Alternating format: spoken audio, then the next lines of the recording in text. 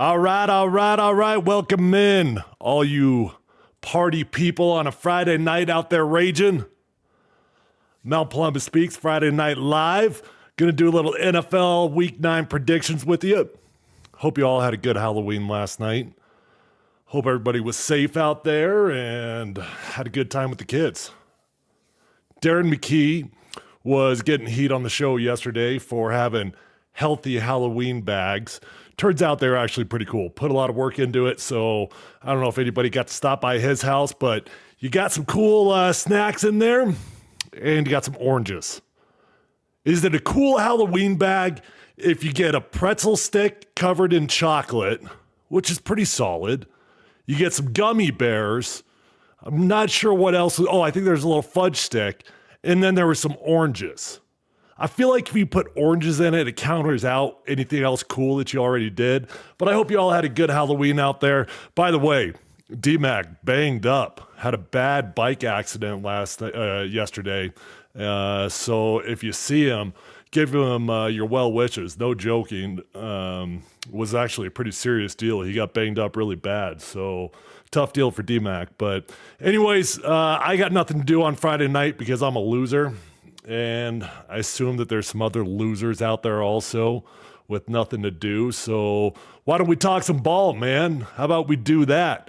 We got a big week in the NFL this week, and we'll go by it. We'll go through it game by game here, and we will finish with the big game between the Ravens and the Broncos. So you got to stay tuned the entire way if you want to get to my prediction.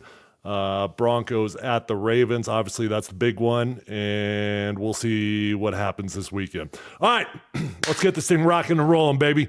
Cowboys at the Falcons. Boy, the Cowboys are at a make or break point of the season. Win, and their season is actually still alive, believe it or not.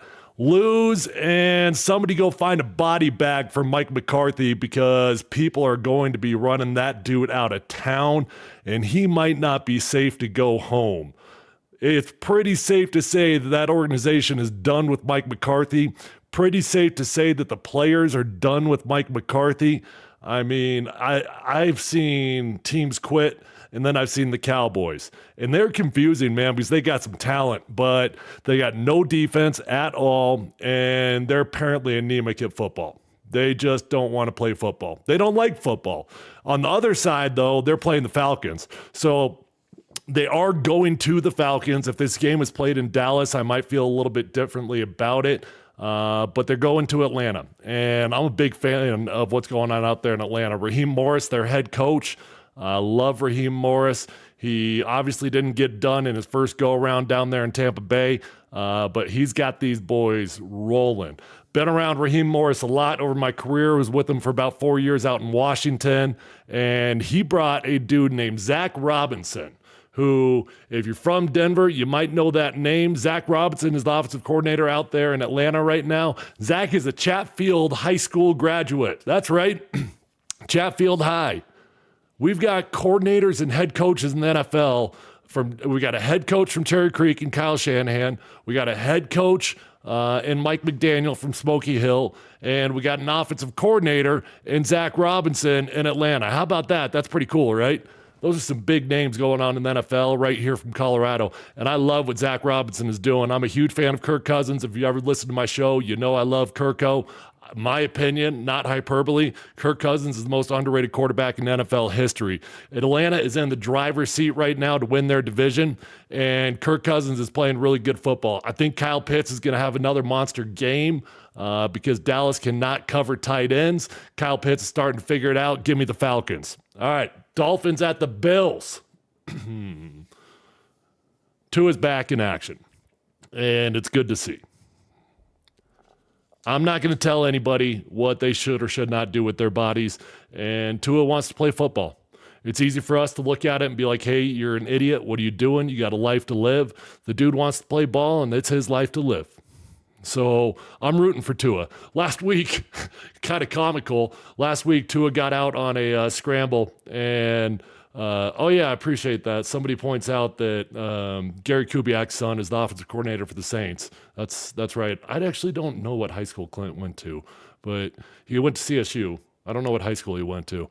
But anyways, back to Tua. He got out on a scramble and he slid, and you would not believe the eruption from the stadium when Tua slid because they were celebrating the fact that he wasn't getting hit. Man, you would have thought the Dolphins won a Super Bowl. I'm happy for Tua. I hope he stays safe.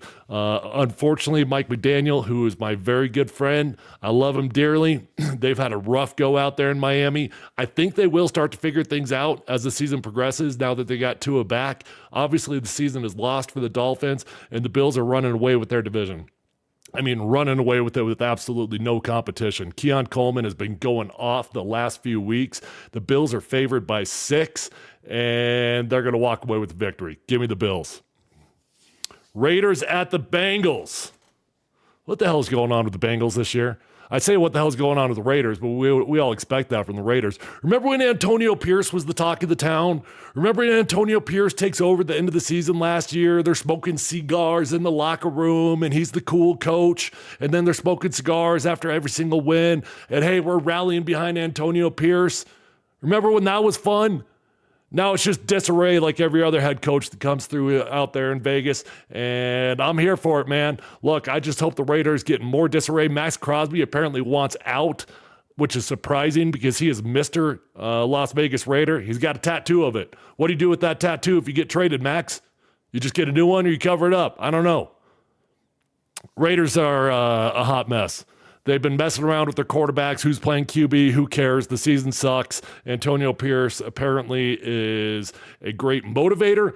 I don't know about as a football coach. The Bengals are favored by 7, even though they're not very good this year. Matter of fact, let me look up their record. I think the Bengals have only won 3 games. 3-5. That's right. The Bengals have only won 3 games this year. But check this out. With only 3 wins, they're favored by 7 points. The Bengals are favored by 7 points against the Raiders. Orlando Brown is banged up, their tackle. So that's going to be a big matchup for Max Crosby that you're going to want to keep your eyes on. But the Bengals need to get back on track, and they need to get on that fast track like now. If they want to turn around that season, it's what they always do. They seem to start slow, but this is an unusually slow start for the Bengals this year. That being said, give me the Bengals. Give me the Bengals. Chargers at the Browns. This one will be interesting. This will be a fun one to watch. Chargers, Justin Herbert has finally found his groove after starting out the season slowly. When he came in and played the Broncos, at that point in the season, he had yet to throw for 200 yards in a game. He threw for like 250 yards in the first half against the Broncos, so he got that monkey off his back. And he is in a groove right now. And the Cleveland Browns, who are led by what? Jameis Winston? Did I say Jameis Winston? I did say Jameis Winston. Goes out there and balls, gets a victory against the Baltimore Ravens last week. Because Jameis Winston just does crazy things. You don't know what you're getting. The only member of the 30 and 30 club, 30 touchdowns and 30 interceptions in one season. And they got the good version of Jameis last week. That being said, I like Jameis. I like Jameis a lot. I like Jameis so much, you know what I'm going to do? Give me them Browns. Give me that dog pound. I'm all about Jameis Winston. He's going to take down the Chargers this week, do a little favor for the Denver Broncos. I actually buy it. I actually think the Cleveland Browns are a pretty good football team with Jameis Winston at the helm. We'll see. I could be wrong on that one, but I'm taking the Browns in that game. Patriots and the Titans. Yeah, I ain't previewing this one. Give me Mayo Levis. Give me Mayo Will Levis. Maybe Mayo Will Levis. I got my tongue twisted on that one. Maybe Mayo Will Levis should put down the dumbbell curls and learn how to throw a football. His biceps are getting big, but he doesn't know how to throw a football. He's looking exactly like the Tim Tebow version when he went to baseball. Can you guys see that? Why is that like that? It's not supposed to be like that. Hold up. Wait a minute. Hold up. Wait a minute. I'm trying to fix something here as I sit here and stall to get my chat lined up. What are you guys up to this evening? You guys got big Friday night plans? Embed and stream. Okay. I did that. Why is it not working? Okay. Copy. Now we're going to open up this new browser source. Okay. Paste. There we go. And now I believe your comments should be rolling in. Kevin Abley says Joe Burrow is balling out. They're going to get back in the playoff mix. They probably will, because that's what they do. Cincinnati's a weird football team. They always seem to find a way to get back into the playoff mix, and I would expect them to do that. Okay, where was I? Oh, Patriots at Titans. Yeah, I'm not previewing that one. Give me Mayo, Will Levis. Commanders at the Giants. All right. All of a sudden, the Commanders are one of the most fun teams in the NFL to watch. That's right. Them Washington Commanders. Right there. There I am, Tyler Columbus, locking down Jonathan Abraham. Yeah, I was kind of good at one point. That's a Hall of Famer. No big deal. The Commanders are one of the most fun teams to watch, and they're led by Jayden Daniels, which we all know way too much about because he is another rookie quarterback that Bo Nix is going to be compared to. You know what's crazy about this? I know Bo Nix was the 6th quarterback selected in the draft, but he was Sean Payton's guy, right? Sean Payton selected Bo Nix because he thought he could win a Super Bowl with Bo Nix. That's what he thought, right? If you don't think you can win a Super Bowl with the dude, why would you draft him, right? So at some point, Bo Nix actually has to look better than Jayden Daniels. So I'm watching the Jayden Daniels experiment out there. I'm watching the Caleb Williams experiment, and I don't need Bo Nix to look as good as those guys right now, but by the time the season is all said and done, I actually really do expect Bo Nix needs to look at the same level as those guys. Bo Nix just got AFC Offensive Rookie of the Month. Mainly because Jayden Daniels already got the award and they didn't want to give it to him again. But Jayden Daniels has got them rolling out there. They're second in the NFL in yards per run right now, and Jayden Daniels is having an MVP type of season. Dan Quinn is one of my all-time favorite people, and I mean that sincerely. I played in Seattle with Dan Quinn, and then when Dan Quinn was the head coach of the Falcons, he brought me out there to Atlanta. I'll tell you a quick story about Dan Quinn. How special this guy is. I got cut in like week 4 out there in Atlanta, and I loved being there, man. I loved being a member of that organization because of Dan Quinn. He's different, man. He's Mr. Energetic. He's Mr. Positivity. The NFL is just it's like a siphon of misery. It's just like so much negativity and misery, and it's like a competition of who could be the grumpiest human being on planet Earth. And then all of a sudden I played for Dan Quinn, and he's like Mr. Happy-Go-Lucky. Like he wants to get to know his players. It's all about brotherhood, right? And I loved playing for the dude. And when I got cut, yeah. Someone says they wish Denver hired Dan Quinn over Hackett. Yeah, you and me too. You and me both. I was all over that one, trying to get Dan Quinn. When I got cut by Atlanta, sat down with Dan Quinn, and not every head coach sits down with you when you get cut. A lot of coaches don't even acknowledge you. They just say sayonara. But when I got cut, I sat down with Dan Quinn, and we must have sat there for 30 or 40 minutes having a conversation on a Tuesday. And I looked at him, and I said, hey, Dan, this one hurts, man. This one hurts. I knew it was coming because they just brought in Jake Long. Jake Long, if you guys don't know, he was the number 1 pick by the Dolphins, a left tackle. I think it was the year before me. And they brought him in, and as soon as they brought him in, I saw the writing on the wall that I was probably going to get cut. So it wasn't a shocker to me. But when they cut me, I said, Dan, man, this hurts because I want to be a part of this thing. What you're doing is different than everybody else in the NFL. And dude, no joke, Dan Quinn gets in tears. I get in tears. The head coach of the Falcons and I are more or less crying together, not sobbing, but we got tears in our eyes. And we spent a very emotional 30 or 40 minutes together. He looked at me and said, look, man, I'd like to bring you back this season. I don't know if it's going to work, but you got a job with me anytime you want it, meaning when I'm done playing. Which that's kind of the famous last words when you know you're on your last leg when coaches tell you that they'll hire you to be a coach. But anyways, I just bring all that up to tell you that Dan Quinn is one of the best human beings on planet Earth, and he's a hell of a football coach, and I really do wish the Broncos would have hired him. And I don't even know if Sean Payton would be here. I don't think he would be, because I think Dan Quinn would have figured it out. That's how much I respect what they're doing out there. Anyways, back to the matchup, the Manders versus the Giants. The Manders are second in the NFL in yards per run, like I already mentioned, and the Giants are the Giants. Somebody told me they want Saquon Barkley back. I don't know. Did you guys watch the NFL offseason, the Hard Knocks offseason?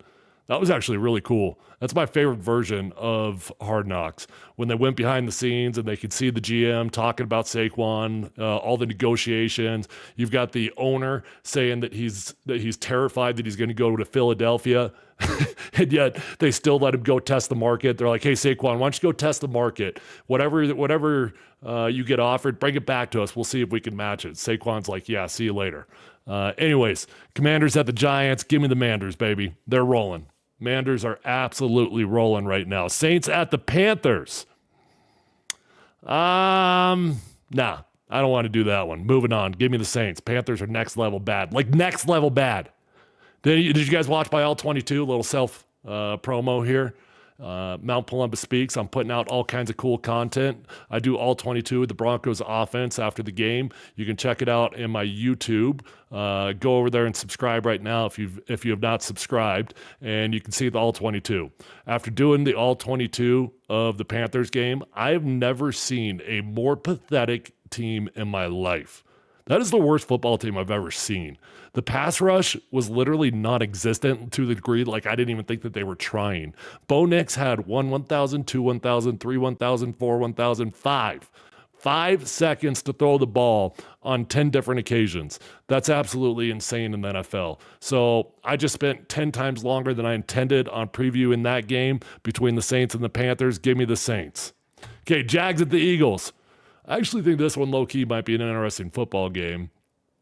Jags are bottom dwellers as well, but Trevor Lawrence, if you're paying attention to things, is quietly, and I do mean quietly because it's not a loud performance, but he is quietly having a decent season. He's turning things around, and he's done a lot of good things of late. But Jalen Hurts has been so damn efficient. I mean, he has been so damn efficient. Jalen was turning the ball over early in the season, but he ain't doing that anymore. And the Eagles are a weird team where they were on top of the world, and then we thought their head coach was going to get fired, and now it looks like they're kind of climbing back towards being on top of the world again. Give me the Eagles. Bears at the Cardinals. Caleb Williams has been a bit up and down this year. He had some early struggles, much like Bo Nix did in the first couple weeks of the season, and then he turned it on. And then he found the Caleb Williams second gear. I was really excited to see that game between the Bears and the Commanders last week. And for whatever reason, Caleb Williams just did not have as good of a game as he had been having previously. And Jaden Daniels has the heroic Hail Mary that is going to go down in NFL history as one of the biggest bonehead plays of all time because of that Bears defender, that defensive back, and I'm drawing a blank on his name, that he wasn't paying attention during the Hail Mary. But Caleb Williams has been turning it on, man. He has. And the Cardinals, led by K1, I'm an official K1 hater. I've never been in on the Kyler Murray hype train. I was that dude that when Kyler Murray was lighting the world on fire his rookie year saying, I don't believe it. And everybody's like, oh, Columbus, what an idiot. You're such a hater. No, Kyler Murray doesn't have it. He's got athleticism. He's got extreme athleticism, and he's got highlight plays because he's a freak of an athlete, but he does not have it. Nope. He's like 5'0" and really likes Call of Duty. Give me the Bears. Game of the week. Here we go, man. This one is absolutely going to be the game of the week. Do you guys know what I'm talking about? The Lions at the Packers, man. I'm really excited to watch that football game. This is two Goliaths that are just going to knock each other out. Two Goliaths going after each other. The Lions are 6-1 right now. The Packers are 6-2. I really hope that Jordan Love plays in this game because I think it'll be an awesome game if Jordan Love does play in it. There's still doubt on who's going to be playing, whether it's going to be Jordan Love or whether it's going to be Malik Willis. But I love what the Packers are doing. I'm also a huge fan of Matt LaFleur, their head coach. He was a part of that Washington coaching tree that when I was out there in Washington, it was Mike Shanahan, it was Kyle Shanahan, it was Sean McVay, it was Raheem Morris, it was Sean McVay, it was Mike McDaniel. The list goes on and on. I'm probably missing one or two in there. But anyways, he was a part of that group. And big fan of what he's doing. Jordan Love is like, for good, bad, or indifferent, so similar to Brett Favre as a gunslinger. Like, you never know if you're going to get 3 interceptions or if you're going to get 12 touchdowns. You're going to get the touchdowns no matter what, but you might get a few interceptions along the way. Big fan of Jordan Love, big fan of the Packers, but they ain't taking down the Lions. The Lions are for real. I got the Lions as winning the Super Bowl this year. I know I'm not going out on a limb right there because they're the best team in the NFL, and I'm sure there's a lot of people that are predicting the Lions are going to win the Super Bowl. But with San Francisco having their early season struggles and the NFC West just being super weird this year, I do believe that the Lions will find their way in the Super Bowl, and I believe that they're going to take down probably the Kansas City Chiefs. So got the Lions in that game, but I'm excited. That's going to be an absolute beaut of a football game. Rams at the Seahawks. NFC West is drunk. Let me pull it up. Here. NFC West is absolutely drunk this year. The entire division is 500. Cardinals, 4-4. 49ers, 4-4. Seahawks, 4-4. Rams, 3-4. All right, so I guess the Rams aren't technically speaking 500, but the entire division is 500. Reminds me of when I played in Seattle, and we won the NFC West with a losing record. We were 7-9, and we won the NFC West. I got a hat for it and everything. Actually, we won a playoff game against the Saints. That was the Beastquake year. But the NFC West is weird this year, man, and with all the teams in there that could be really good, nobody has separated themselves, in large part because San Francisco is so banged up. But the Rams are coming off a huge win against the Vikings. I don't know if you guys watched that game. I knew the Rams were not going to be bottom dwellers in the NFL. They only had 2 wins going in, and I'm not saying they're going to be a playoff team, but they're not going to be bottom dwellers. Not when you've got Matt Stafford on that team. This game could go any way. I think on paper, it feels like it should be a Seattle Seahawks game. And I'm actually a pretty big fan of Geno Smith. I think he's a good quarterback. I know he's not electric, and I know he's not going to light the world on fire. But based off the quarterback play we've had here in Denver, we would have loved to have Geno Smith's style of play for the last 8 years. All that being said, despite the paper feeling like this should be everything about the Seahawks, I'm going with momentum. I'm going with the Rams in that game. They're coming off a big win against the Vikings, and I think they're going to capitalize on that thing. Colts at the Vikings. Bye, Anthony Richardson. You tapped yourself out of the game because you were tired. The first quarterback in NFL history to ever tap out of a game because you were tired. He said, well, I was running around a lot. I needed a break. I've never seen anything like that in my entire life. Never in my life have I ever seen a quarterback pull himself out of a game because he was tired. Fake an injury or something, dude. The Colts have been looking for a reason to bench Anthony Richardson, and he just tapped himself out of the starting lineup as well. They're moving on. Joe Flacco taking over for the Indianapolis Colts.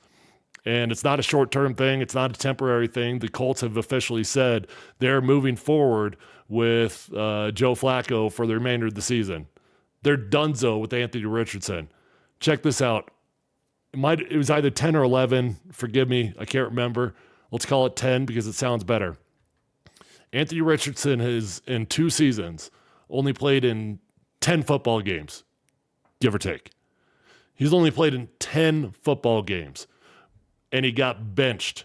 As a top 5 pick in the NFL, in 10 games, he got benched. Bryce Young got like 20 games. He got his whole rookie season, and then he got 3-ish games this year. He got 20-some games, and that was like one of the earliest benchings of all time, but he was the number one. Anthony Richardson's a top 5 guy. insane that he got himself tapped out of that game, and now he's got himself tapped out of the starting lineup. Browns got a big win with Jameis Winston when he took over as quarterback. I know that's unrelated to this game, but is it?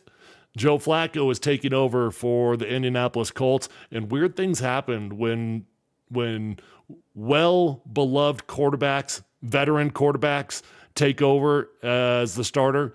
I'm telling you, weird things happen. It's like a weird rallying effect on the team. It's not that they hate Anthony Richardson, although they might. They honestly might. There's probably going to be a weird Joe Flacco bounce this week. I don't think he can pull it off against the Vikings, though. I think they're going to look good. Vikings coming off a loss to the Rams, and they got to be motivated, man. Kind of like the Ravens are. Ravens coming off a tough loss to the Browns. You know they're going to be motivated. My prediction is Joe Flacco throws for 270 yards, 2 touchdowns, but they lose the game. And here we are. We have arrived. The Denver Broncos versus the Baltimore Ravens. What do you guys think? Send it in. Send it on the comments really quick. Before I get to my prediction, I want to get all of your guys' prediction. Give me not only who's going to win, but give me your score. Whether you're on Twitch, not Twitch. I don't go on Twitch. Why did I say Twitch? Whether you're on Twitter, whether you're on YouTube, whether you're on Facebook right now, send in a comment with your official prediction and not just some homer take. I'm honestly genuinely curious. Look, Lamar Jackson did not practice this week at all. And there were some questions whether he was going to play in this game. The first day that he missed, it was a day of rest, and then it turned into a back and a knee, and then all of a sudden you're like, uh-oh, what's going on with Lamar Jackson? Well, he has played in the game. They announced it today. He said, I was never going to miss this game, but it's a bit of a slap in the face to the Broncos. Like, hey, I don't really need to prepare for this game. I'm gonna take 2 full rest days. All right, we got some predictions rolling in. We got a loss. My heart says Broncos. Broncos 30-27. Okay. Ravens 27, Denver 17. The line for this game is 9.5. That is like offensive how big that line is, actually. 9.5 points in the NFL is insanely large. Vegas thinks Denver has 0 chance of this football game. Had Lamar not played in this game, it might have gotten interesting because the Ravens defense ain't all that. Matter of fact, they're not really good, but it might be like a big, giant misleading statistic for the Ravens defense. They're ranked number 25 in the NFL, and they give up a lot of big plays. But how much is that due to the fact that they're just winning all these games? They're a great rush defense, and they're a terrible pass defense. My gut is telling me that the Ravens defense is a whole lot better than they look statistically because they're getting up by 2-3 scores. They go into prevent mode. We all know that teams move the ball very easily once they go into prevent mode. So their pass defense looks like it sucks on defense or on paper. But the running game has been pretty good for them in terms of defending the run. I do not expect the Broncos to win this game. I'll give you my prediction and then we'll talk it through. Okay, the line is 9.5, and I don't think the Broncos are going to cover I don't even think they're going to cover the 9.5. I think it's going to be a bit rough. I got Ravens 30, Broncos 17. Hope I'm wrong. You can at me later. Ha ha, Columbus, you're an idiot. You're a Broncos hater. Believe me, I hope I'm wrong. My gut just tells me this is a tough game for Bo Nix. You're going out there to Baltimore to an unfamiliar environment. It's one of the best stadiums in the NFL in terms of home field advantage. It's a notorious team. It's just kind of got one of those like next level type of feels, right? You go to Lambeau, it's a next level stadium. Baltimore's kind of got that vibe going on. And you're going up against Lamar Jackson, dude. I think the Ravens are going to be freaking pissed off. They just dropped a game against the Browns. They're going to be motivated as hell. Although Lamar didn't practice. So maybe there's something more to that than what they're saying. Lamar Jackson didn't practice. If Lamar is healthy This is a something's got to break, something's got to give type of game. You've got the best offense in the NFL in the Ravens, and you've got the best defense in the NFL in the Broncos. So something's got to give in that game, right?